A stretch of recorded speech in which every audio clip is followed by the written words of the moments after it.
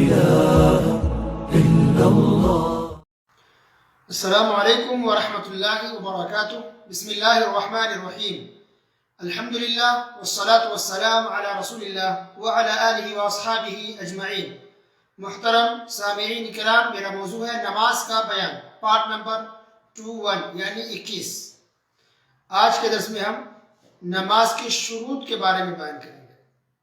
نماز کی شرطیں کیا ہیں اور کتنی ہیں؟ تو نماز کی ٹوٹل شرطیں 9 ہیں. 9 شرطیں ہیں نماز کی.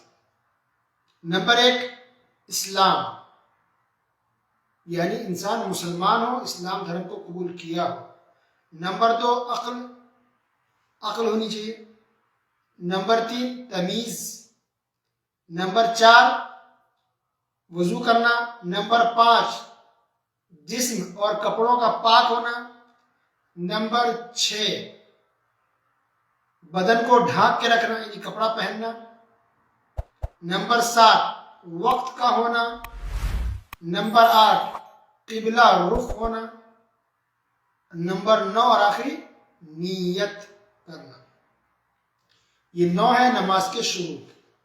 اب یہ 9 چیزیں ایسی جس کی وضاحت اور تفصیل کی ضرورت ہے. ہر ایک کو واضح کیا جائے اور تفصیل سے بیان کیا جائے، لیکن ہم تفصیل میں نہیں جائیں گے انشاءاللہ. اس کو ہم بعد میں بیان کریں گے. وہ اس لیے کہ آپ میں سے بہت سے لوگ انتظار میں ہے کہ نماز کا طریقہ سکھایا جائے، کہ ہم کو نماز کیسے پڑھنی ہے، کیسے رکوع کریں، کیسے سجدہ کریں، اور نماز کے جو بھی مسائل ہے اس کو جلدی سے بیان کیا جائے. بہت انتظار میں ہے.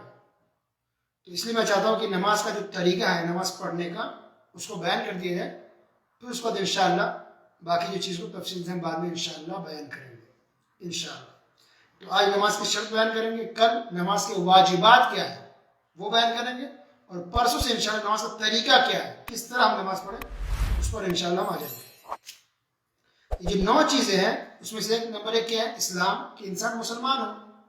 تو اگر کوئی کافر ہے اور نماز پڑھ رہا ہے، اب کافر کوئی بھی ہو سکتا ہے، مثلا ہندو بھی ہو سکتا ہے، کرسچن بھی، یہودی بھی، سکھ بھی، جین کا بھی، کسی بھی دھرم کو، اسلام کے علاوہ کسی بھی دھرم کو ماننے والا ہے، اور وہ نماز پڑھ رہا ہے، نماز قبول ہوگی؟ نہیں. بلکہ کوئی بھی عبادت اس کی قبول نہیں ہوگی. کوئی بھی عبادت. بہت سے نان مسلم ہیں، ہندو ہیں مثلا، ان کو اسلام اچھا لگتا ہے، اب وہ روزہ رکھ رہے ہیں، کئی سال سے وہ روزہ رکھ رہے ہیں، لیکن اسلام کو قبول انہوں نے نہیں کیا ہے، فائدہ نہیں ہوگا. بہت سے غیر مسلم صدقہ کرتے ہیں اور اسلام کو اچھا سمجھتے ہیں، فائدہ نہیں ہوگا. آپ کو فائدہ پہنچے اور آپ کی عبادت اور آپ کی پوجا قبول ہو، اس کے لیے آپ کو اسلام دھرم کو سویکار کرنا، اسلام کو قبول کرنا ضروری ہے. آپ مسلمان ہوں گے تبھی جا کر کے آپ کی عبادت قبول ہوگی. اگر آپ مسلمان نہیں ہیں تو کتنی بھی عبادت کر لیں، کتنے بھی اچھے کام کر لیں، اللہ تعالیٰ قبول نہیں کرے گا. کیا دلیل ہے؟ بہت ساری دلیل ہے. اس میں سے آیت دیکھیے، سورہ توبہ آیت نمبر 17 یعنی 17. اللہ رب العالمین نے ارشاد فرمایا: ما كان للمشركين ان يعمروا مساجد الله شاهدين على انفسهم بالكفر اولئك حبطت اعمالهم وفي النار هم خالدون. لائق نہیں ہے کہ مشرک اللہ تعالیٰ کی مسجدوں کو آباد کریں حالانکہ وہ خود اپنے کفر کے خود ہی گواہ ہیں. ان کے اعمال غارت اور اکارت ہیں، یعنی برباد ہے، بیکار ہے. کس کے؟ کافروں کے. اور وہ دائمی طور پر جہنمی ہے. تو اولئک حبطت اعمالهم، جو کافر ہیں، مشرک ہیں، ان کے عمل سب کے سب برباد ہے، بیکار ہے، اس کی کوئی حیثیت نہیں ہے. اسی طرح اللہ سبحانہ وتعالیٰ نے دوسری جگہ ارشاد فرمایا، سورہ فرقان آیت نمبر 23 یعنی 23: وَقَدِمْنَا إِلَى مَا عَمِلُوا مِنْ عَمَلٍ فَجَعَلْنَاهُ هَبَاءً مَنْثُورًا. اور انہوں نے جو اعمال کیے تھے ہم نے ان کی طرف بڑھ کر انہیں پراگندہ ذروں کی طرح کر دیا. تو انہوں نے یعنی کافروں کا ذکر چل رہا ہے کہ کافروں نے، مشرکوں نے جو کام کیے، جتنے بھی اعمال کیے، جتنے بھی کام کیے، اللہ نے کہا ان کو ذروں کے برابر کر دیا.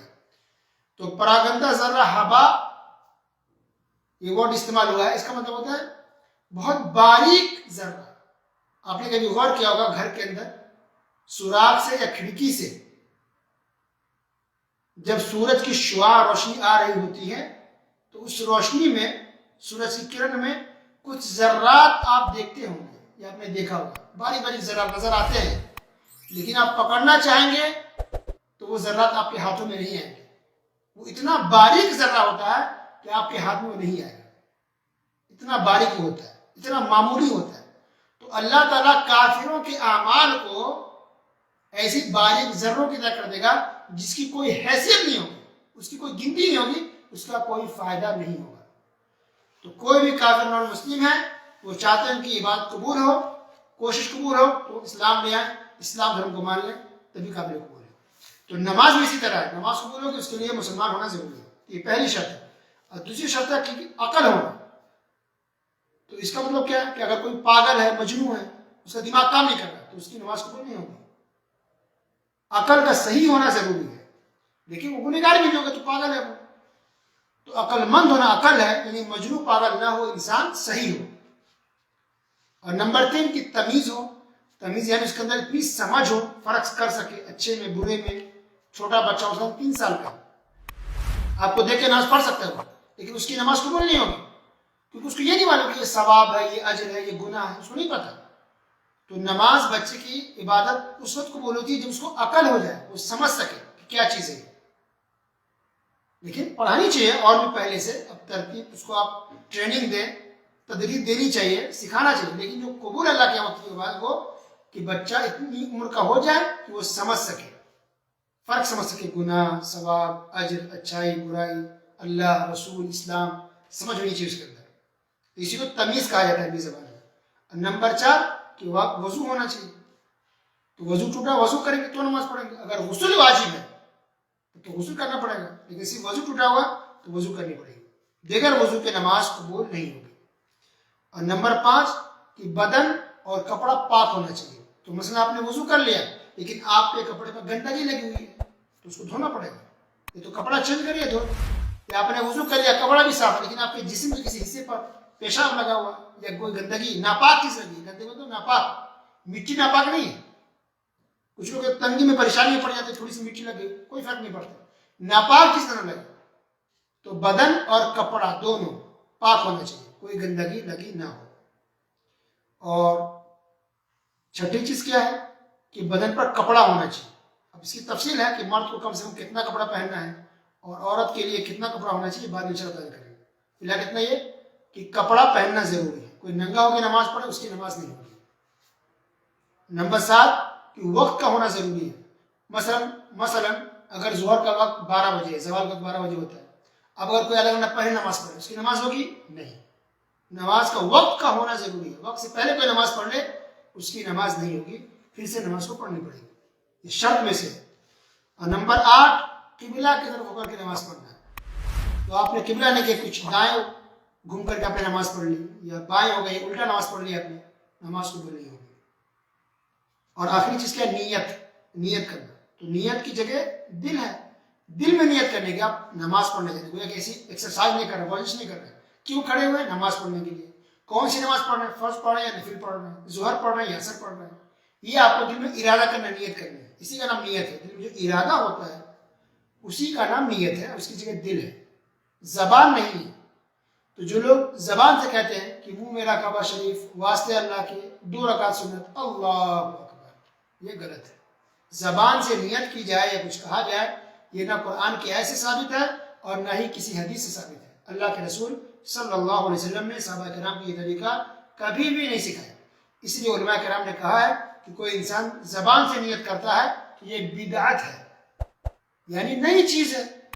ہمارے رسول صلی اللہ علیہ وسلم نے کبھی بھی زبان سے نیت نہیں کی. تو کوئی انسان دین کے نام پر نئی چیز لائے اسی کو کہتے ہیں بدعت. من احدث فی امرنا هذا ما ليس منه فهو رد.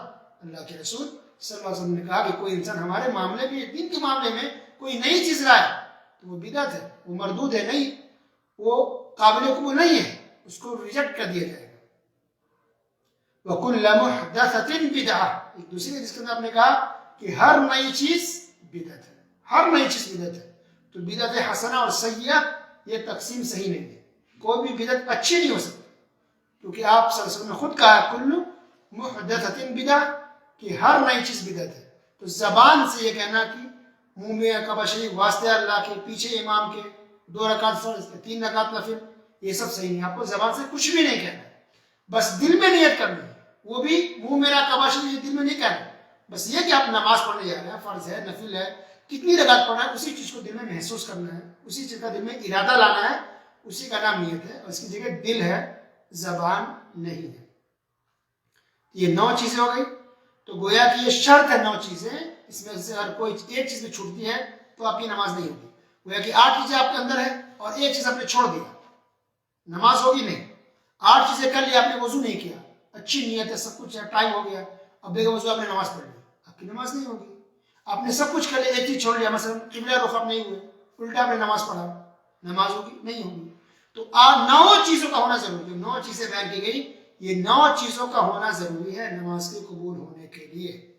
تب اللہ تعالیٰ عبادت اور ہماری نماز کو, اس نماز کو قبول کرے گا. تو اس نماز کے لیے 9 شرطیں ہیں, 9 چیزوں کا ہونا ضروری ہے. اب ہر ایک کی جو تھوڑی تفصیل ہے, ویسے وضو کا بیان تو ہو چکا تفصیل کے ساتھ, وہ جا کے آپ سن لیں. وضو کا بیان, طہارت کا بیان, کپڑا اور بدن کا پاک ہونا, یہ ساری چیزیں طہارت کے بیان میں گزر چکی ہیں. اذان کے بارے میں بات ہو چکی, باقی چیزیں انشاءاللہ باب تفصیل سے بیان کریں گے. کل کے درس میں انشاءاللہ یہ بیان ہوگا کہ نماز کے واجبات کیا ہے. اللہ تعالیٰ سب کو سننے کے ساتھ ساتھ سمجھنے اور اس پر عمل کرنے کی توفیق عطا فرمائے. آمین. وصلی اللہ علی نبینا محمد وعلی آلہ وصحبہ اجمعین. والسلام علیکم ورحمۃ اللہ وبرکاتہ.